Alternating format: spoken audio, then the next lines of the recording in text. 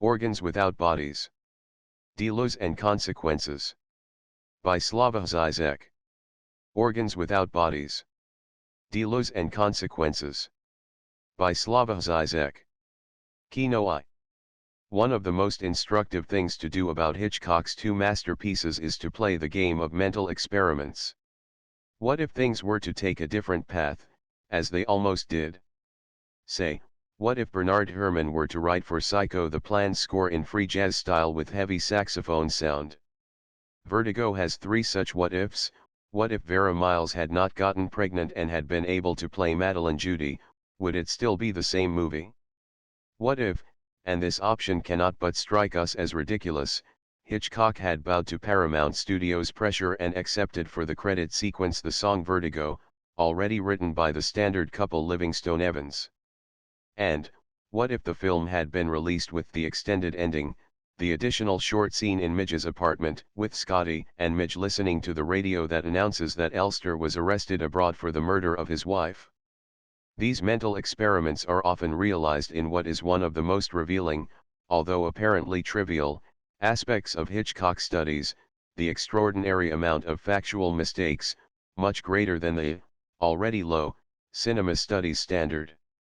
Suffice it to recall one of the truly great Hitchcockians, Raymond Durnyat, who, in his The Strange Case of Alfred Hitchcock, in the course of a 40-page analysis of Vertigo, one should see it to believe it, while narrating the story in detail, continuously locates it in Los Angeles, not San Francisco, although the San Francisco background is so overwhelmingly present in Vertigo that one finds it very strange how someone could forget it. However, the very excess of these mistakes in the case of Hitchcock is symptomatic. If anything, then, far from simply devaluing the analyses in question, it rather bears witness to the excessive subjective engagement of the theorists in Hitchcock's films. As is the case with a Hitchcockian hero, they often blur the line that separates what effectively happens on the screen with their libidinal investment in it, an investment that finds its outlet in hallucinatory supplements or distortions. So, perhaps, in a true Freudian spirit, we need a theory of such misrepresentations. Stanley Cavell was right when, in a reply to his critics, who pointed out numerous mistakes in his retelling the story of films, he retorted that he fully stands by his mistakes. These misrepresentations are most pertinent when they sustain a close formal analysis. How often, when a point is being made through a detailed description of the exchange of subjective, point of view, and objective shots and the cuts between them, when we take care to check it on video or DVD, we discover with surprise that the description is simply false. And, since the theoretical point of the analysis is often very perspicuous, we are tempted to adopt the attitude, falsely, attributed to Hegel: if facts do not fit theory, so much worse for the facts. One of the outstanding cases of such persisting misrepresentations concerns one of the most famous scenes in Vertigo, the magic moment when, in Ernie's restaurant, Scotty sees Madeline for the first time. More precisely, the misrepresentation concerns the status of two shots. After seeing the entrance to Ernie's from the outside, there is a cut to Scotty sitting at the bar counter in the front room of the restaurant and looking through a partition into the large room with tables and guests. A long panning shot, without a cut, then takes us back and to the left, giving us an overview of the entire crowded room, the soundtrack reproducing the chatter and clatter of a busy restaurant. We should bear in mind that this, clearly, is not Scotty's point of view. All of a sudden, or rather, the camera's attention is caught by a focal point of attraction, a fascinum that fixes our gaze, a bright dazzling stain which we soon identify as the naked back of a beautiful woman. The background sound is then drowned out by Herrmann's passionate music, which accompanies the camera in its gradual approach to the fascinum. We first recognize Elster facing us, and from it we deduce that the woman must be Madeline. After this long shot, there is a cut back to Scotty peeping at Madeline's table from a perspective different from the previous long shot approaching her, and then another cut to Scotty's point of view and what he sees, Madeline covering her back with her jacket and getting ready to leave. After Madeline and Elster leave their table and approach Scotty on their way out, we get another famous shot. Scotty sees that the couple is getting close and, in order not to betray his mission, he looks away toward the glass across the partition of the bar, just barely peeping over his back. When Madeline comes close to him and has to stop for a moment, while her husband is settling things with the waiter, we see her mysterious profile, and, the profile is always mysterious. We see only the half, while the other half can be a disgusting, disfigured face or, as a matter of fact, the true, common face of Judy. This fascinating shot is thus again not Scotty's point of view shot. It is only after Elster rejoins Madeline, with the couple moving away from Scotty and approaching the exit from the restaurant, that we get, as a counter shot to the shot of Scotty behind the bar, his point of view shot of Madeline and Elster. Here, again, the ambiguity of subjective and objective is crucial.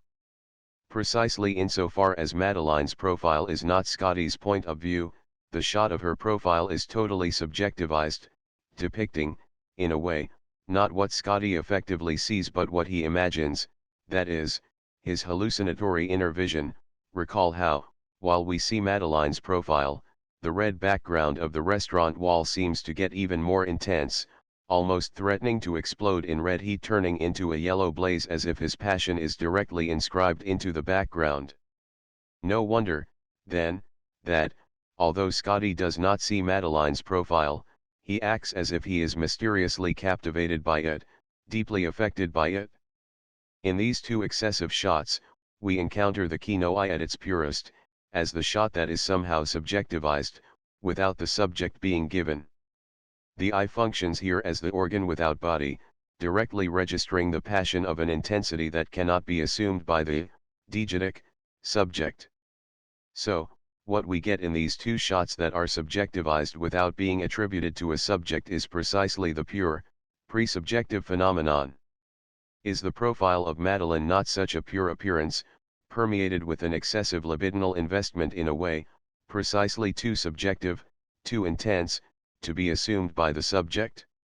Or, to put it in Lacan's terms, this shot of the profile of Madeline appears on the other scene, inaccessible to the subject precisely insofar as it is located in its very core.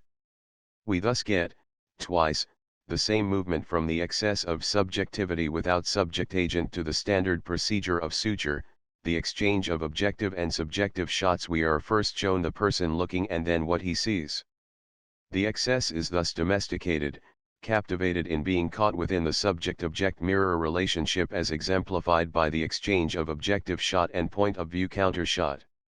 And, it is in order to erase the intensity of this subjectless subjective shot, displaying a kind of acephalous passion, that the large majority of interpreters, from Donald Spoto and Robin Wood onward, strangely insist, in their detailed description of the scene at Ernie's, that the two excessive shots render Scotty's point of view. In this way, the excess is contained within the suture logic, reduced to the level of the standard exchange of objective and subjective shots.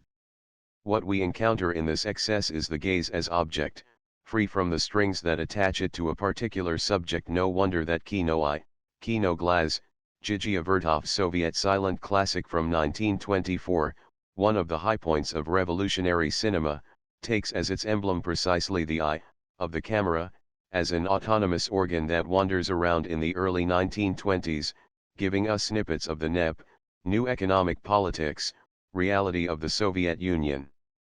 Recall the common expression to cast an eye over something, with its literal implication of picking the eye out of its socket and throwing it around. Martin, the legendary idiot from French fairy tales, did exactly this when his mother, worried that he will never find a wife, told him to go to church and cast an eye over the girls there. What he does is go to the butcher first, purchase a pig eye, and then, in the church, throw this eye around over the girls at prayer. No wonder he later reports to his mother that the girls were not too impressed by his behavior. This, precisely, is what revolutionary cinema should be doing, using the camera as a partial object, as an eye torn from the subject and freely thrown around, or, to quote Vertov himself, the film camera drags the eyes of the audience from the hands to the feet, from the feet to the eyes, and so on in the most profitable order, and it organizes the details into a regular montage exercise. We all know the uncanny moments in our everyday lives when we catch sight of our own image and this image is not looking back at us. I remember once trying to inspect a strange growth on the side of my head using a double mirror, when, all of a sudden, I caught a glimpse of my face from the profile. The image replicated all my gestures, but in a weird uncoordinated way. In such a situation, our specular image is torn away from us and, crucially, our look is no longer looking at ourselves. It is in such weird experiences that one catches what Lacan called gaze as objet petit, the part of our image that eludes the mirror-like symmetrical relationship. When we see ourselves from outside, from this impossible point, the traumatic feature is not that I am objectivized, reduced to an external object for the gaze, but, rather, that it is my gaze itself that is objectivized, which observes me from the outside, which, precisely, means that my gaze is no longer mine, that it is stolen from me. A weird, real-life incident, which recently occurred to a friend of mine, renders palpable another aspect of this uncanny constellation. While he was driving a car with his wife sitting at his side, his cellular phone rang. He looked on the screen to see who was calling and saw his wife's name on display there. For a brief moment, he did not know what was going on. How can someone who is sitting at his side and talking to him also phone him at the same time? Is there a mysterious redoubling at work here, as in the famous scene from Lynch's Lost Highway in which the hero calls home and the phone is picked up by the evil mystery man who is standing there in front of him? The explanation was not a theft of her phone but a more complex accident. His wife had her phone turned on in her bag that she was nervously pressing with her fingers. By chance, she pressed the buttons that set in motion the automatic call to her husband, since his name and number were on the top of the list of pre-programmed numbers. This short vacillation mobilized the fetishist's split.